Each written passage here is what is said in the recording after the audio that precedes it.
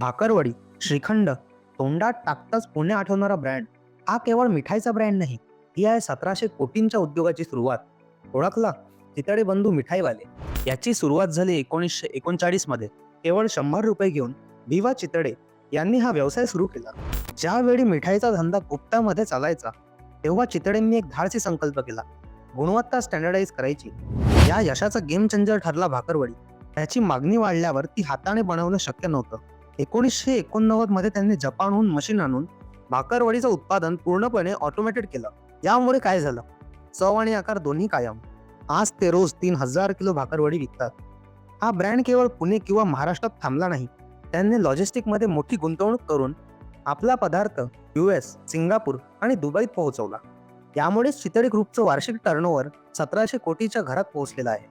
ही ताकद आहे परंपरेची, शुद्धतेची आणि वेळेनुसार बदलण्याची.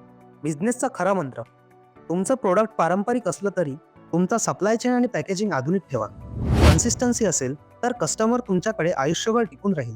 आता तुमच्या व्यवसायात अशी कोणती एक गोष्ट आहे जी तुम्ही चितळेप्रमाणे स्टँडर्डाईज करून ग्लोबल करू शकता?